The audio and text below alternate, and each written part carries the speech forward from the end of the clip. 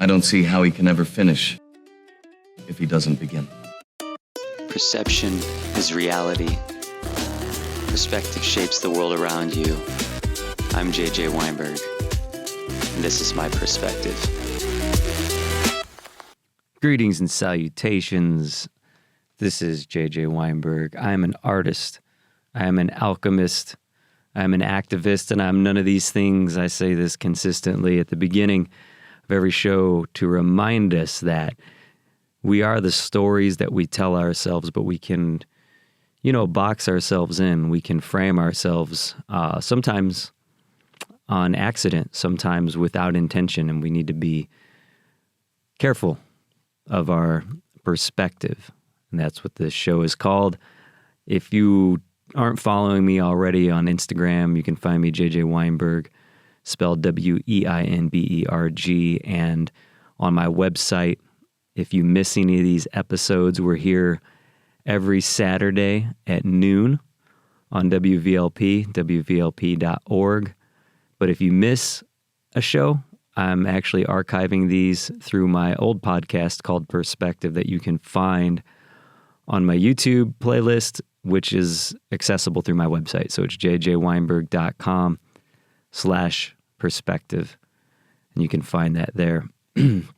So this show, it's about slowing things down, just enough to notice what usually gets missed. I talk a lot about serendipity and magic, how ideas form, how meaning shows up, and how perspective can shift when we pay attention.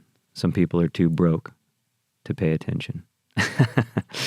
But, we're going to talk about all kinds of things here, not just the cosmic and serendipitous world, but we'll talk about socio-political squabbles, religion, all kinds of different things. But perspective is made possible in part by the support of Gogh, Barnes, and Denny. They help keep this work independent and on the air. I'm extremely grateful for that. And before we get into today's show, I want to invite you to join me the day before my birthday, December 11th, at the Elkhart Museum of American Art. I'll be giving a talk about my journey as an artist, imagination, how these moments of serendipity quietly shape a life. It starts on December 11th at 11 a.m. Central Time, noon Eastern.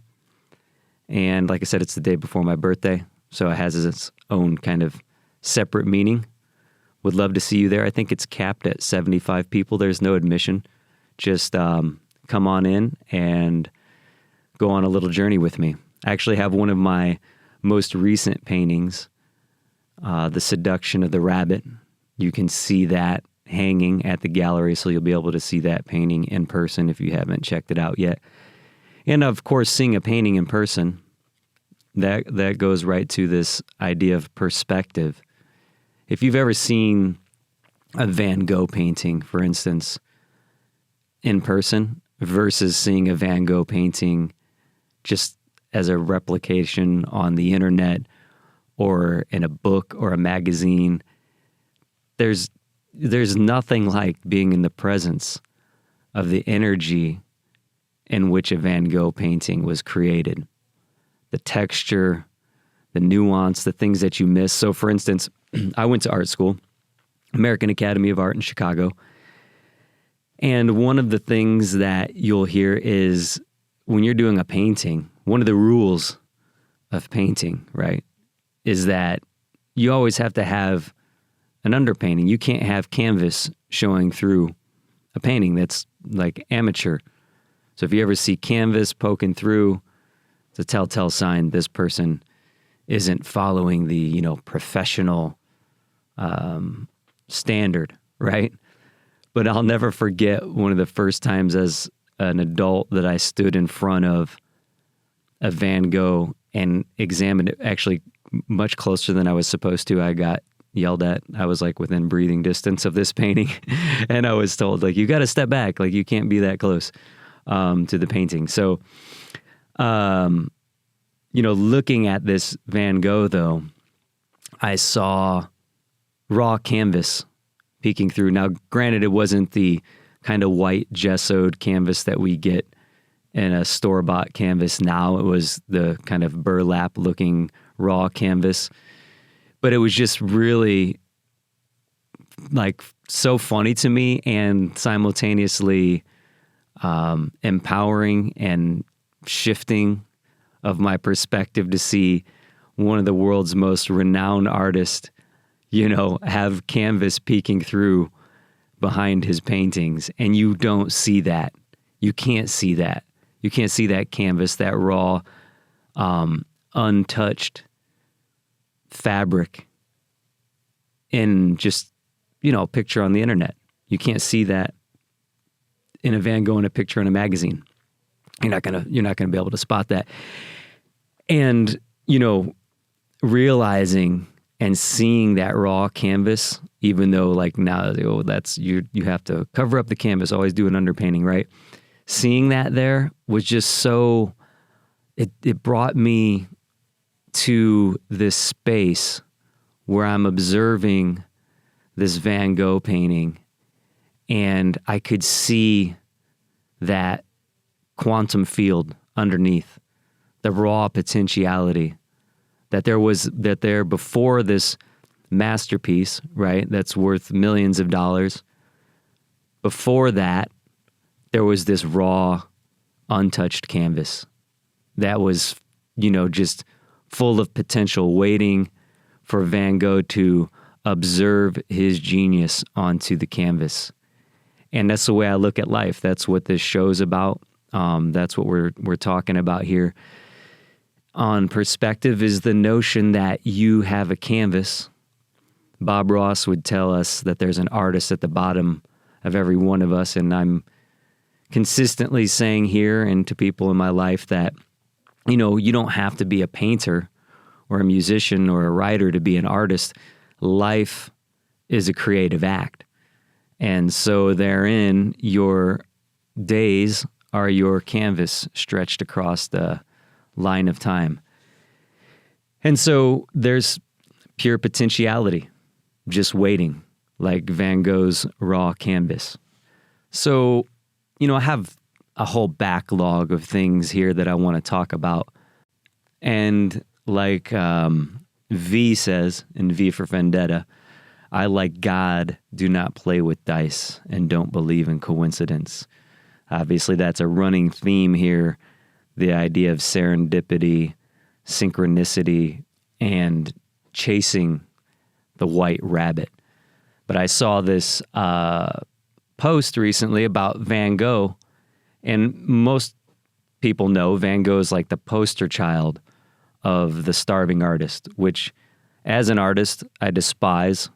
I think it's an irresponsible cliche. I think it's something that's romanticized and takes away a lot of responsibility for artists and just the general population on how artists are treated. But Van Gogh died in obscurity. I mean, he hadn't sold a single painting in a gallery. He sold, some like one or two to his brother, one to a friend.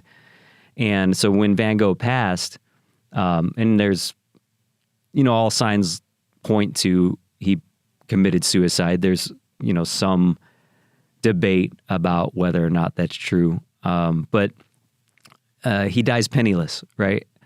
And now his paintings sell for millions, hundreds of millions of dollars. And so this idea about him dying in obscurity, his brother, when he passed, Theo, he wrote a bunch of letters to Theo, Van Gogh did. He wrote these letters to his brother about, the different things he was experiencing, what these paintings meant, why he painted this bedroom scene, why he painted this starry night and where he was at. Starry night and where he was at. Mental institution. And what it all means, right? And so his sister-in-law, Theo's wife, after Theo passed, had all of these paintings. And basically, she needed to sell them to like make ends meet. And what she did was she actually gathered all of the letters from Van Gogh to Theo and published them in a book. And the book took off before the paintings. The book became this, people were talking about it. They wanted to see these paintings. They wanted to see what he was talking about, right? And the story behind the art is really what mattered to people. And I talked to a lot of my artist friends, musicians, whatever it might be. It's the story that really moves work along. Not a lot of times a painting might, kind of fall flat without understanding the impetus behind the painting, the meaning behind the painting. What is it all about, right? So I can give a real personal, specific example. In 2016, some of you may know this already, but when the Cubs won the World Series, I did a painting for my dad, and I titled it Field of Dreams. If you paint it, they will come. But, I didn't have a title at the time. What happened is I did the painting. I knew because I just heard this whisper, this voice say to me, you have to do this for your dad. And I recognize it years later in retrospect in my book, Serendipity According to Francis, which we will talk about a little bit later. I realized that I was hearing a voice that said, ease his pain. It was saying, ease his pain. That was the first line in that film, Field of Dreams, about him easing his father's pain. And it didn't even dawn on me at the time that I was doing it, that it would have all of these incredible connections. But so I do this painting for my dad, and I give it to him on, I think it was like Christmas Eve. And I had a video as he opened it to get his reaction, and he just broke down crying. Just so super visceral. If you want to find it, it's probably on my website, jjweinberg.com. If you go onto YouTube and just search like JJ Weinberg Cubs painting, you'll probably find a link to the video, because what had happened is he's having this real visceral emotional reaction. I share it on my Facebook, and it starts going viral. It starts people commenting, like, all of this. They're seeing themselves in the story, right? The painting, is the painting a masterpiece?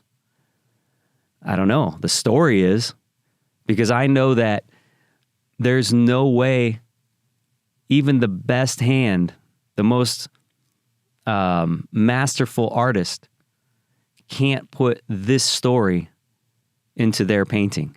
They might be able to paint it technically better than I did, like objectively, this is a better rendered painting, but they can't render this story. It's authentic, right? And so people were seeing themselves, seeing their grandparents, their fathers, their mothers, sisters, brothers, whatever it was, in my dad's reaction to this painting. But it's getting shared, it's getting likes and comments, and, kind of helped boost it by sharing it to different places.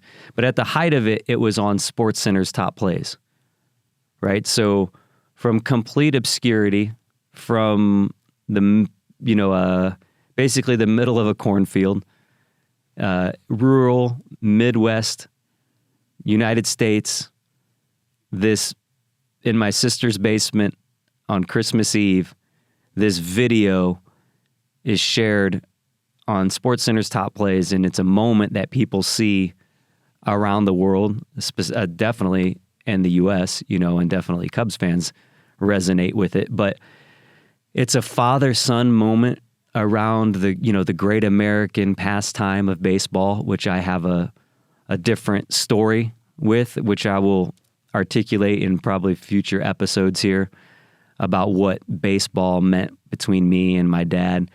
I don't want to go too deep into that right now, but essentially what I'm saying is that there's a story behind the work.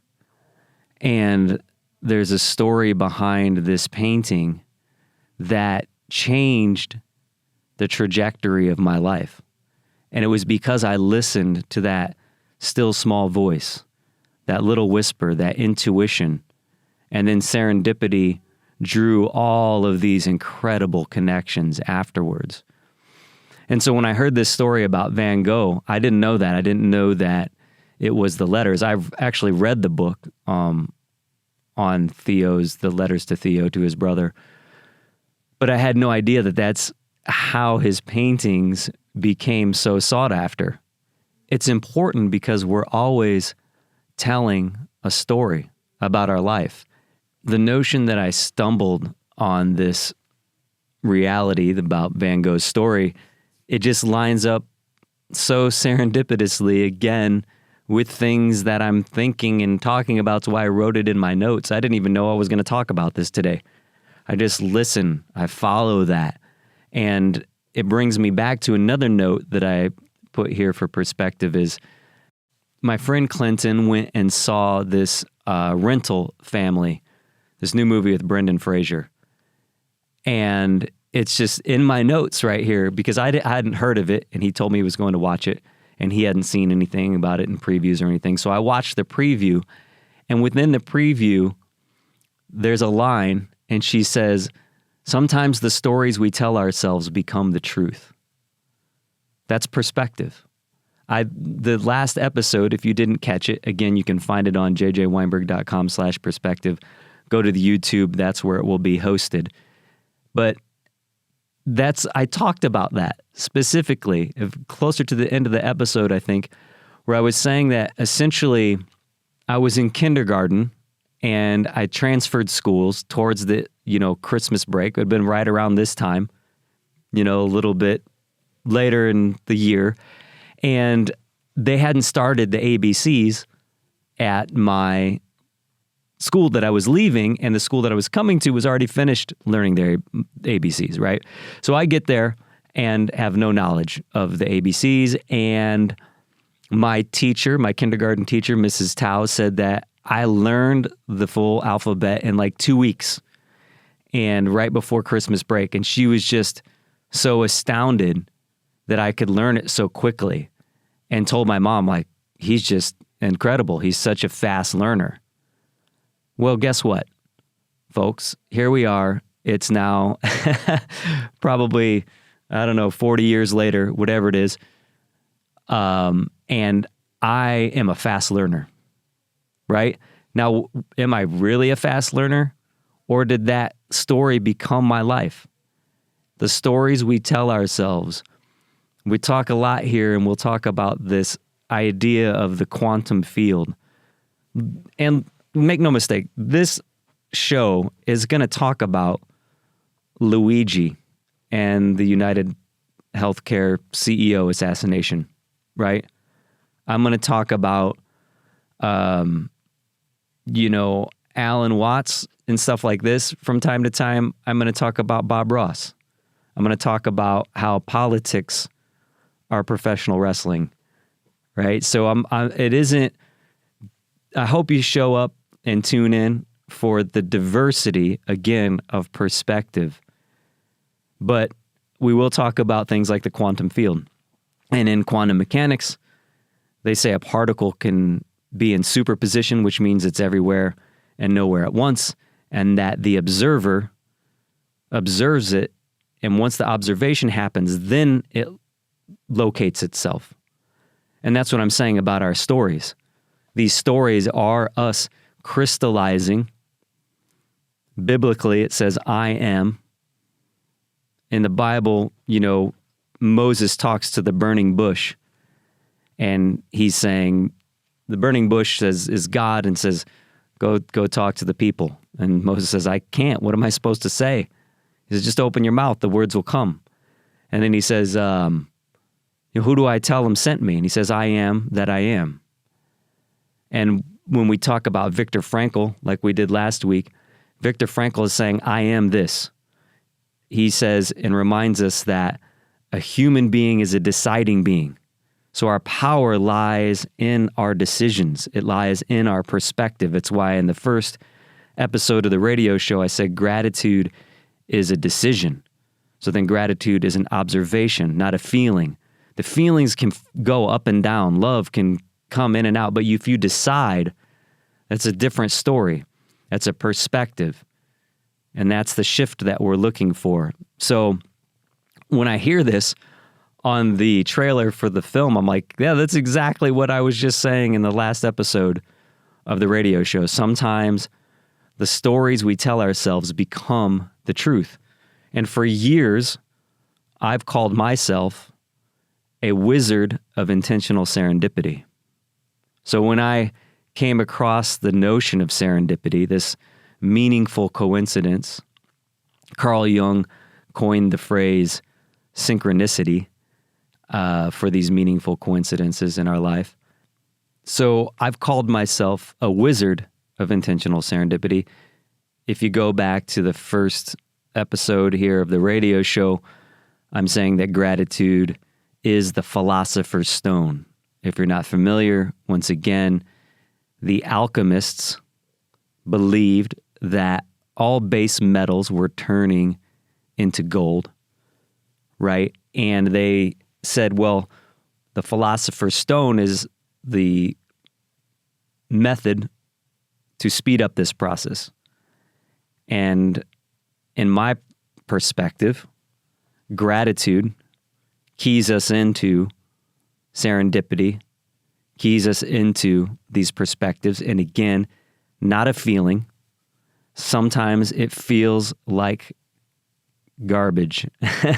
Sometimes our circumstances seem to not match up. But if we say that's okay, because I know that I'm being led to growth, as Khalil Gibran says, love is for our growth as it is for our pruning, knowing that I'm going to be shaped by this. Michelangelo talked about this before, carving out the sculpture, carving out the genius from blows of the hammer and the sharp chisel. That's what it's like. The fires of refinement, they burn out the impurities, right? So the stories we tell ourselves crystallize. They become our life. So our perception shapes our reality. And the mirror can only reflect. It doesn't create. The I am is where we create. It's where we decide. It's where we observe into reality the existence that we're trying to choose. And again, this isn't Pollyannish. I always have to kind of come back to this because there's so much goofy, whimsical snake oil out there, charlatanism that says, just believe and you're going to receive. And it's like that the belief is a prerequisite, undoubtedly. But what is belief? That's a big question, right? Because belief should have you acting. And the action is where, the crystallization happens. Because if you're just believing and sitting on the couch, are you really believing? But this takes us to that famous quote you've probably heard. And I think it's attributed to Henry Ford. That's what, these quotes, that's the other thing. If you're sharing quotes, Facebook, Instagram, check the quotes. Make sure that they're right. Make sure that they're attributed correctly to the right person. And right now, I'm saying I'm fairly certain this is a Henry Ford quote, but don't quote me on that quote. But the idea of whether you think you can or think you can't, either way, you're right. Great idea. And I agree with it. Unfortunately, and here's where the rubber hits the road. Like I said, we'll talk about different things here on this show, on this journey into perspective. Henry Ford was a Nazi. And I don't mean it like the idea that he was Nazi-like. I mean the Dearborn Independent, his anti-Semitic rag, was instrumental in influencing the Nazi's Nazi, Adolf Hitler. Adolf Hitler had a portrait of Henry Ford, a larger-than-life portrait, in his office. Adolf Hitler. Henry Ford won, I guess you'd say won, whatever, was awarded, received the Grand Cross of the Order of the German Eagle. It was for his 75th birthday, 1938. That's the highest medal that Nazi Germany could award to a foreigner.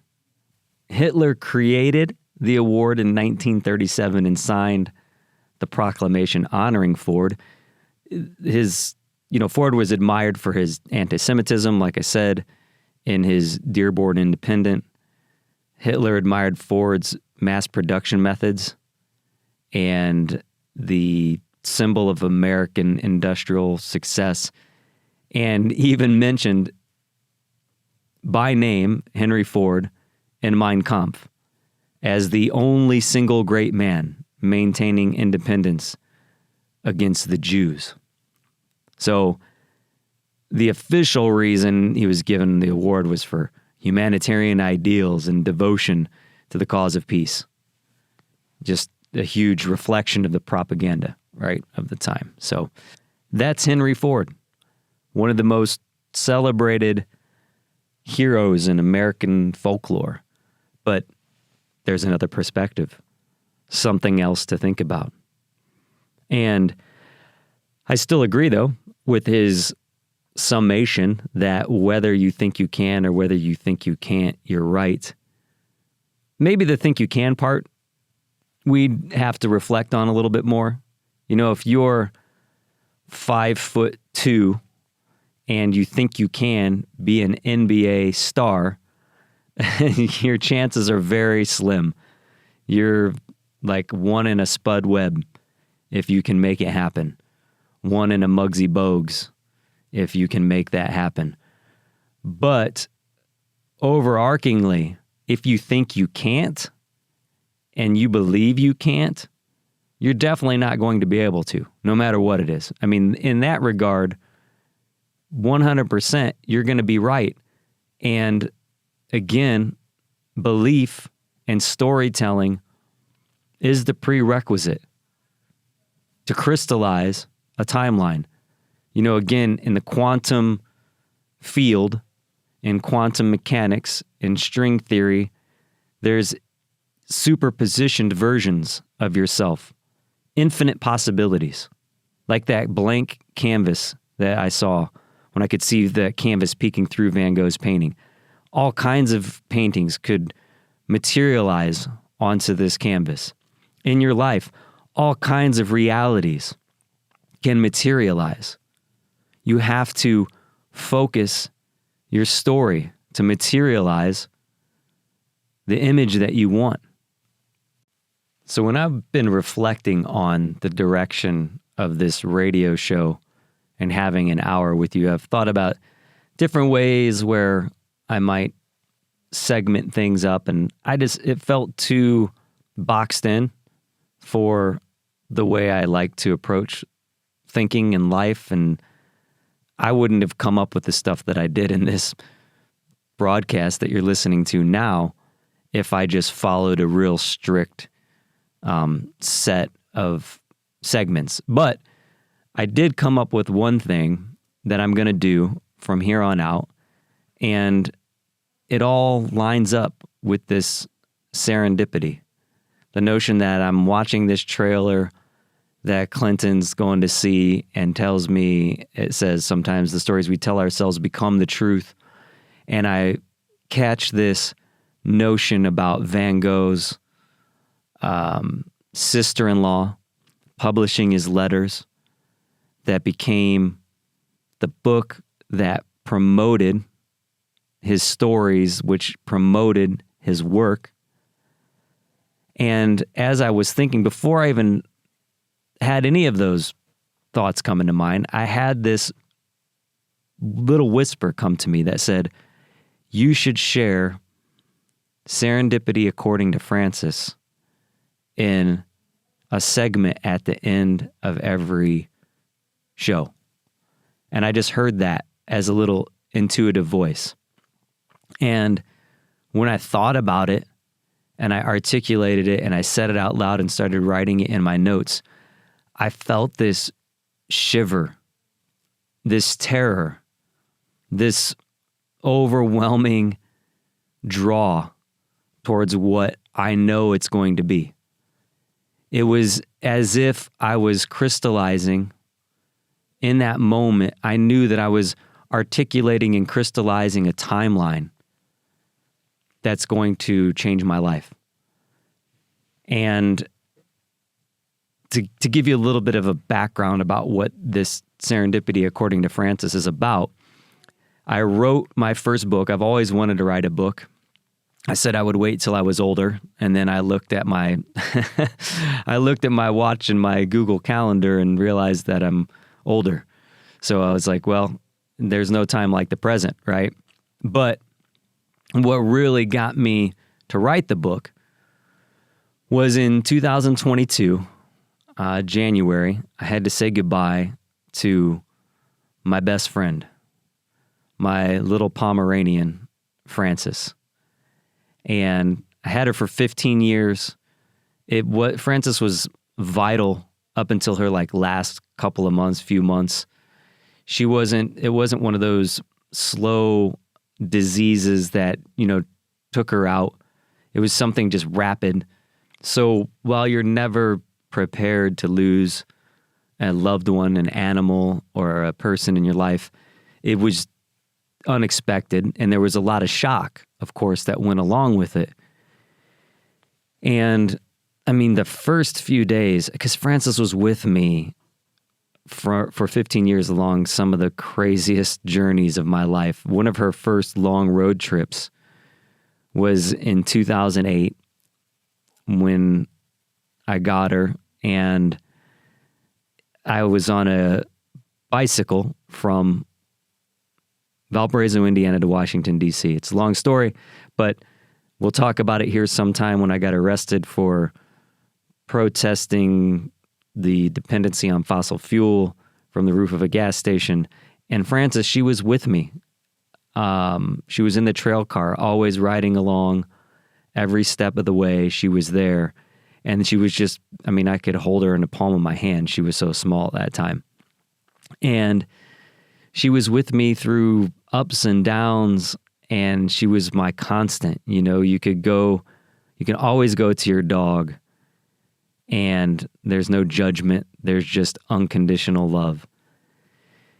And so I was in shock. I was trying to process. I was crying and not eating and all those types of things that you kind of go through in the early stages of any kind of a grief.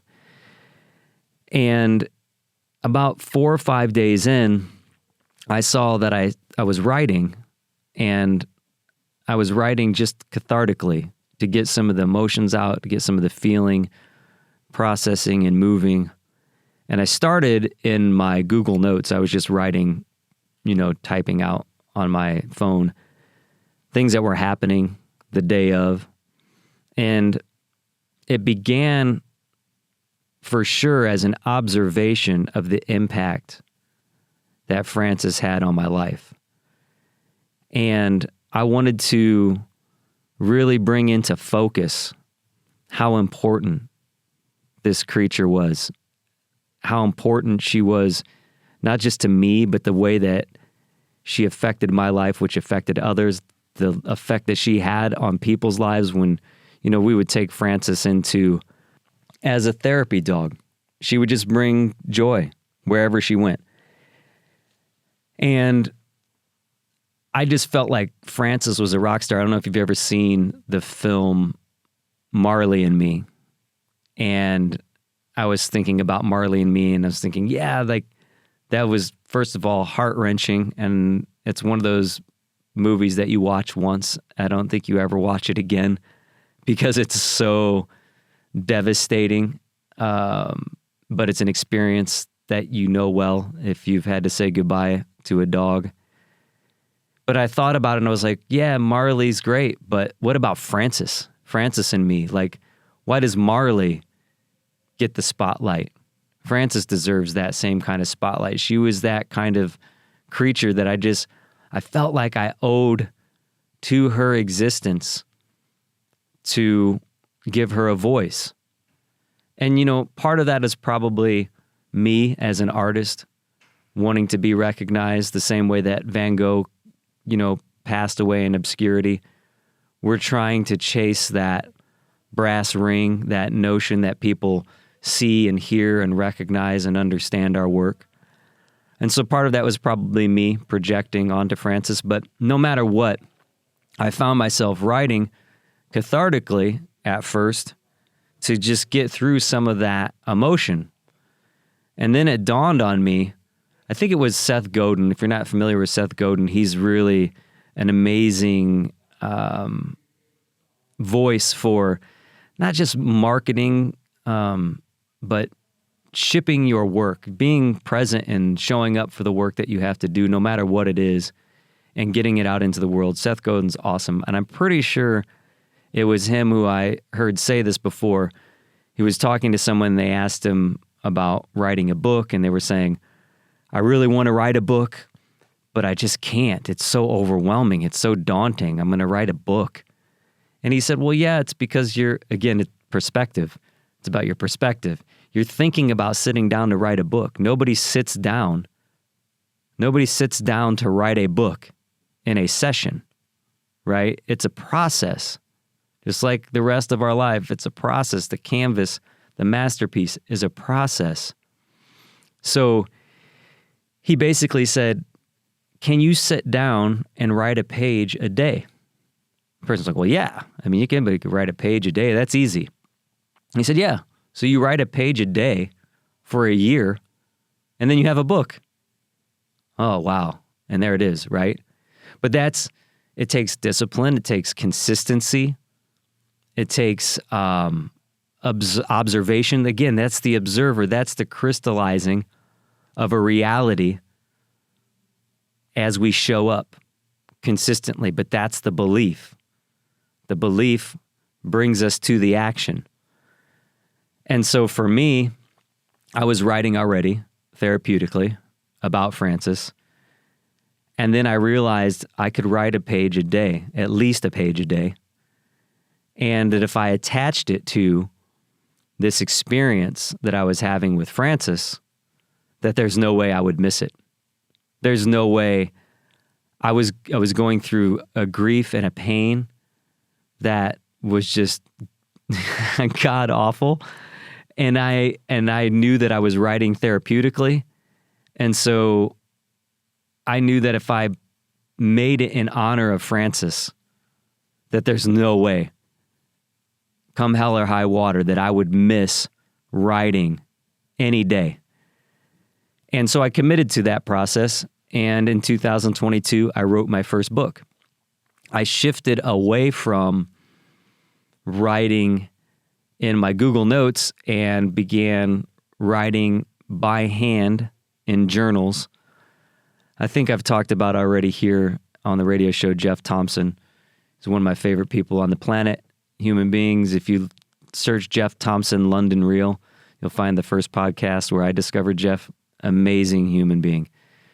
But, I kind of owe it to him and curse him for giving me the idea to write this out by hand in journals, because I didn't type it, which would have meant that a different part of the process was done. Instead, I wrote it the same way that he wrote his book, in hand, by hand, in journals. It was just a pen and my thoughts. But the book is titled Serendipity According to Francis, and the subtitle is The Autobiography of an Alchemist, the mystical memoir of a man and his dog. Extremely long, but it says the most of what I can in a little space. It started with Francis, observations like, I remember specifically writing about the first time after Frances passed that a popcorn kernel hit the floor in my basement, and that it came down like a boulder, like a thunder booming boulder crashing into my experience and broke me down into tears. And the reason why was because in 15 years, that was the first popcorn kernel that I had to pick up. Because Frances was always there. I didn't feed her table food, very rarely. In the book, I talk about how she loves pizza, because on my cheat days on Sunday, I did always have to give a little bit of pizza to Frances, and she would do this crazy dance. And she absolutely loved pizza. And to this day, since January of 2022, anytime I have pizza, I tear off a little bit of a crust and I throw it out wherever I'm at to Frances, like pouring out a little liquor for the homies.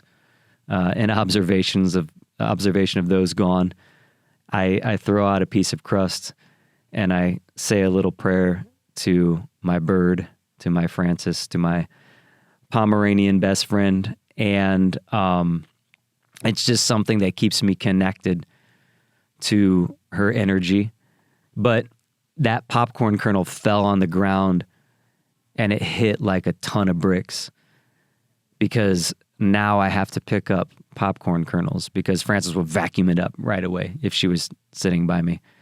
So through the book, it starts with a very tight focus on Frances, but it's about these stories about serendipity and how it links us, how the magic is intertwined. Khalil Gibran again says that essentially your joy and your sorrow are intrinsically linked.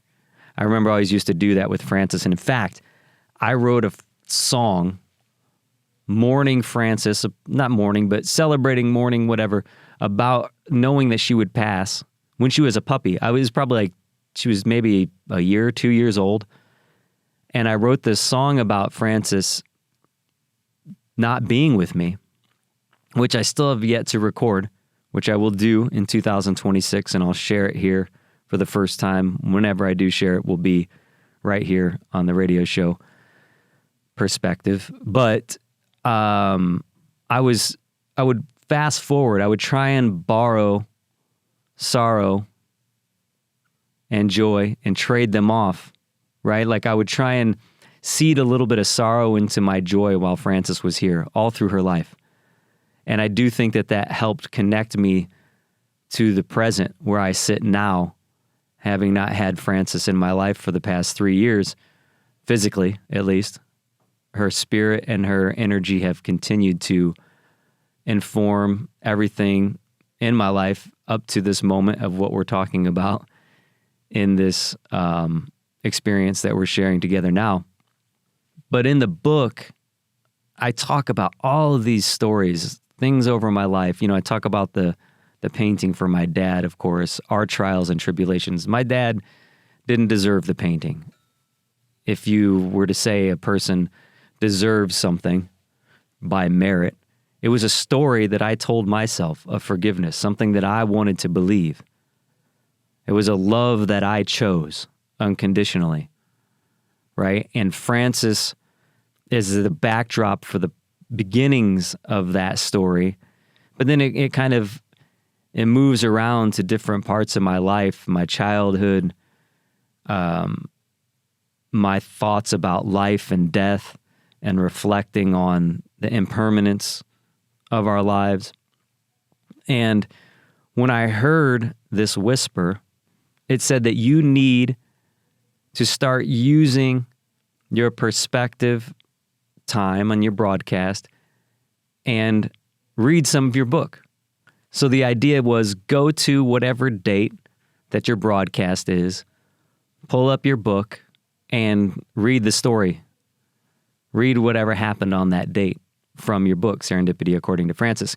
Because what I've been doing, it's taking me a lot longer than it did to write the book, again, because I'm not showing up to it as a consistency, as a plan, but I'm reading and recording the audio version of the book so that I can use the audio notes to be transcribed so I don't have to type everything out. But I think up until this point, I've only gotten to May. And, obviously I have to go through the entire year.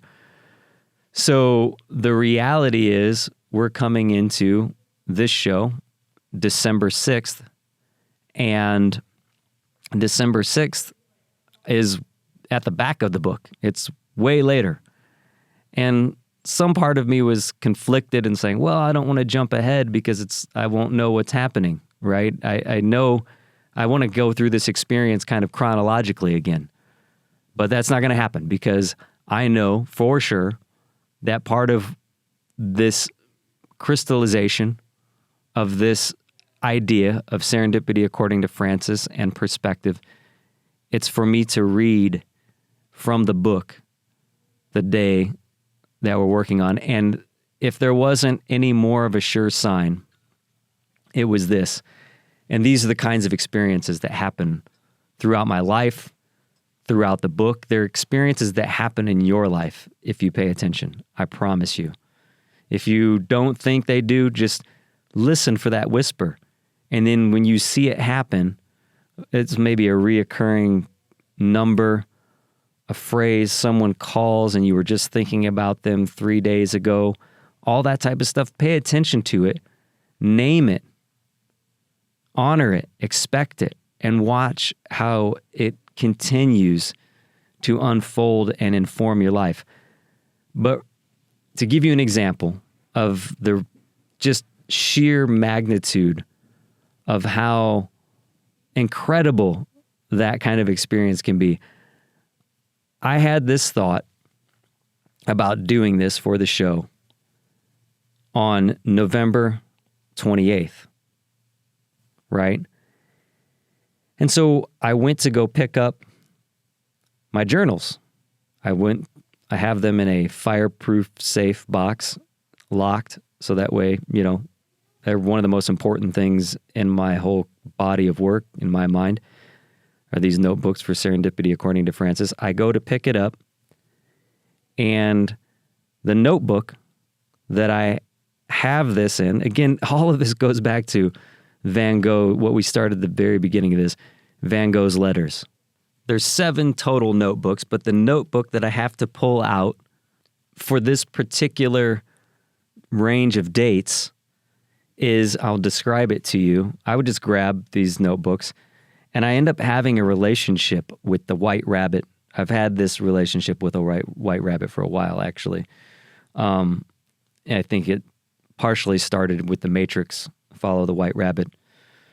But it's got a rabbit at the top of the cover. It's got this phrase, but it's from Alice in Wonderland. And as a kid, I didn't watch Alice in Wonderland. It wasn't a huge thing, but through the course of the book, I have this incredible experience that unfolds with Alice in Wonderland. And on the cover of this book, it says, "I don't see how he can ever finish if he doesn't begin." As a quote from Alice in Wonderland. There's a clock at the bottom. There's just a lot of symbols that I'll have to do in a different episode where we talk about what all this stuff means. But when I open the book and I go to November 28th, 2022, the day that I had this idea, right? I told you before, last episode we played some of my music. I've been working on my music again. I've been recording again. And recently, I started production on 2 songs that are about 25 years old or more. One of them is called Children Timeless, and it's about this idea of how the I am articulates into existence outside of time.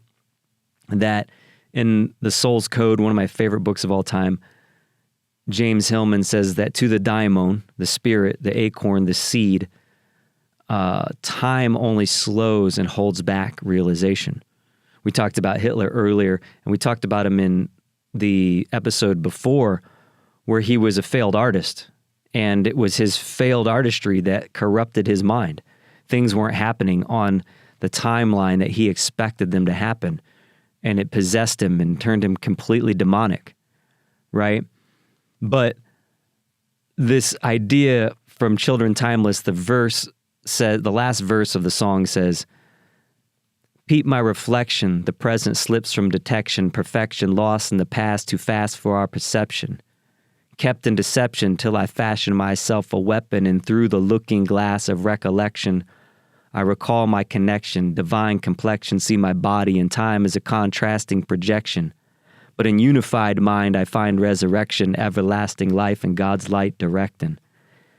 And the reason why I wanted to give you that verse is because in it, I say, through the looking glass of recollection.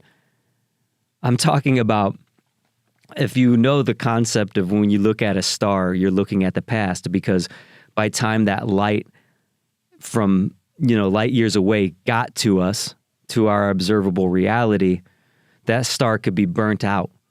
So you're looking at light coming from millions of miles away, that once it finally catches us here, that star could be gone. And so if you think about the distance between yourself and that star, and you go to the speed of light, or faster than the speed of light, if there were such a thing, speed of thought, and you look at yourself in the mirror, when you look at that person in front of you, you're looking at the past. The present slips from detection, perfection lost in the past, too fast for our perception. By time the light bounces off of the mirror in front of you and comes back, and your brain processes it, you're looking at the past. And so in a lucid dream, we can change our reality. Our life is potentially a lucid dream. It's a canvas, it's a creation. So the affirmation for that idea, in this notion that I should read from Serendipity According to Francis, I started recording a version of that Children Timeless song, and I started recording a version of this other song called Christian Dior. And I was like, well, I just want to do an updated version. I don't know why I chose that song. I have hundreds of songs that I can choose from, but I chose these two particular songs. The first one I see on the cover, I don't know how he can ever finish if he doesn't begin. This Alice in Wonderland journal from my Serendipity According to Francis book. And then the second song that I chose, Dior, I said, well, let me go into the book and let me see what I wrote about, right? On November 28th, 2022. And I'm going to read it to you now. And this is my first time reading through the whole thing, because all I know is I saw a couple of lines and I was overwhelmed. I knew immediately why I had that terror that I've felt when I wake up inside of a dream when I become lucid. It's because there's so much, again, we talked about this before, there's so much implied. And it felt like I was waking up in a lucid dream when I had that idea that said, read out of Serendipity According to Francis. And what I'm doing is waking up before my reality. That's the way I would articulate it. Clinton said to me when I was telling him about this at breakfast, he said, yeah, it's kind of like what you're explaining, it's like when you wake up before your alarm comes on, right? And we've had that experience. We kind of set the alarm internally, and then we wake up before our alarm. But this is waking up before my reality. This is waking up over the course of 3 years' time. 3 years, I look and I see something on the page that sends a shiver through my spine. And now I'm going to read for you the very first time of me reading this page word for word from November 28th, 2022. I've never been overly obsessed with Kanye West, but it's telling that I've had this material I've written over the years that was provoked by him. I'd forgotten about my song titled You're So Vain.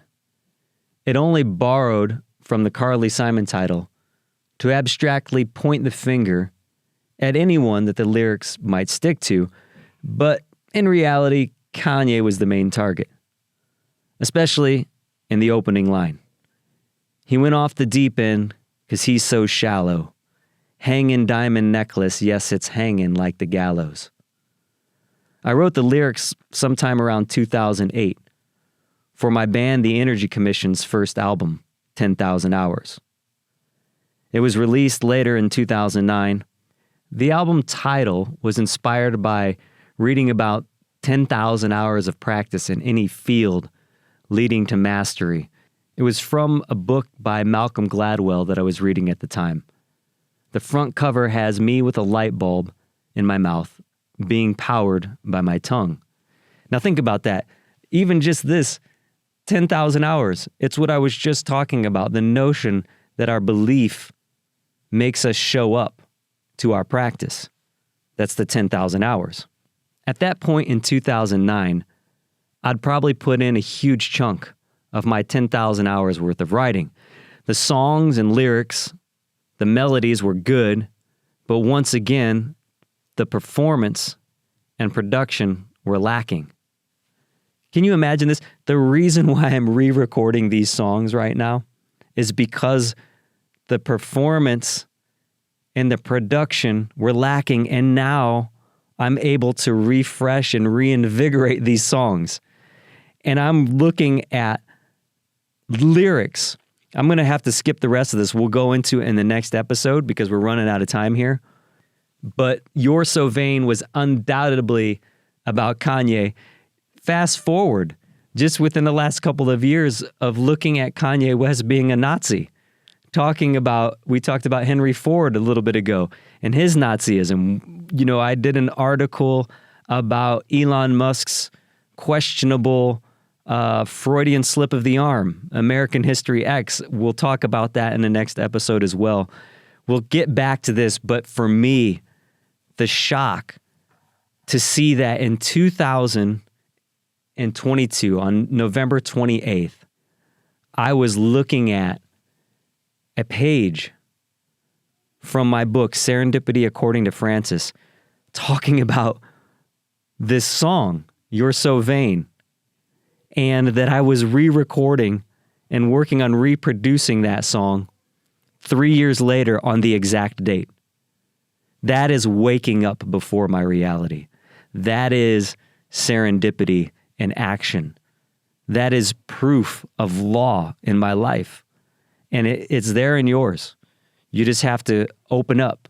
You have to expect it. You have to observe it. It has to become your perspective. So until next time, jjweinberg.com/perspective. We're going to pick up some of this stuff in the next episode. I ran out of time. I'm super excited. But this is what it's like to wake up before your reality. This is me talking to you here in the lucid dream. I'm JJ Weinberg, and this is my perspective. He went off the deep end, 'cause he's so shallow. A hanging diamond necklace, yes, it's hanging like the gallows.